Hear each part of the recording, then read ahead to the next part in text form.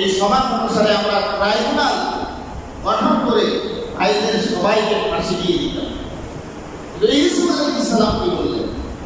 লা তাসরিবা আলাইকুমুল ইয়াওম, আজকে তোমাদের প্রতি আমার কোনো অভিযোগ, অনুরাগ, প্রতিশোধ, হিংসা কিচ্ছুই নেই।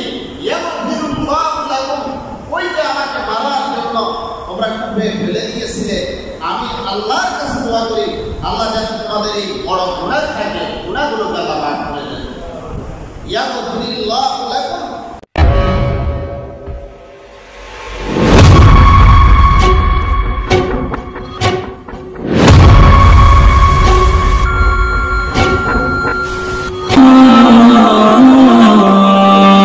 প্রেক্ষাপট হযরত মুফাসসিরিনে কেরাম বলেন, সূরা ইউসুফ একেবারে শুরু থেকে শেষ পর্যন্ত ইউসুফ আলাইহিস সালামের নিজের জীবনের প্রারম্ভিকতা থেকে শুরু থেকে একবারে রাষ্ট্র পরিচালনা পর্যন্ত সমস্ত ঘটনাগুলোকে আল্লাহ পাক একসাথে করেছেন।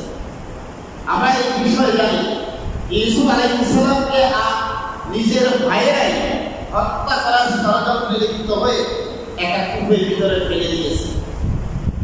দীর্ঘ ভাইদের সাথে এটাও জানি আমরা, আমি আলোচনা করেছিলাম, দীর্ঘ ৬০ বছর পরে ইউসুফ আলাইহিস সালামের সাথে তার আব্বা এবং ভাইদের দেখা হয়েছে। কয় বছর পরে?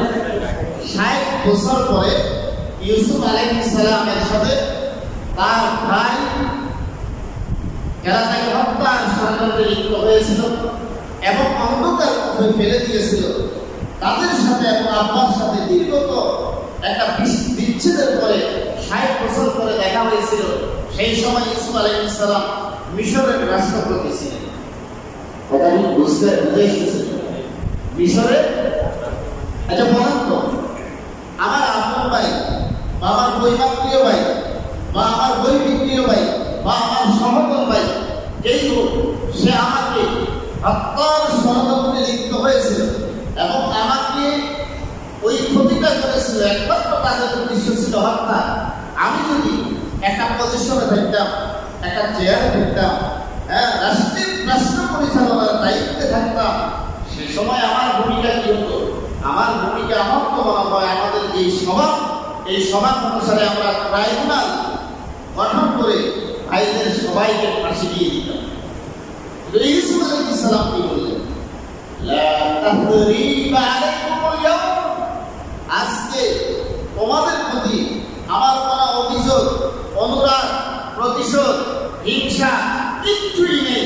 ইয়াগফিরুল্লাহু লাকুম, ওইটা আমাকে মারার জন্য তোমরা কূপে ফেলে দিয়েছিলে। আমি আল্লাহর কাছে দোয়া করি, আল্লাহ যেন তোমাদের এই বড় গুনাহ থাকে, গুনাহগুলোকে আল্লাহ মাফ করে দেন। ইয়াগফিরুল্লাহু লাকুম ওয়া হুয়া আরহামুর রাহিমিন। আমি আশা রাখি আমার আল্লাহ রাব্বুল আলামিন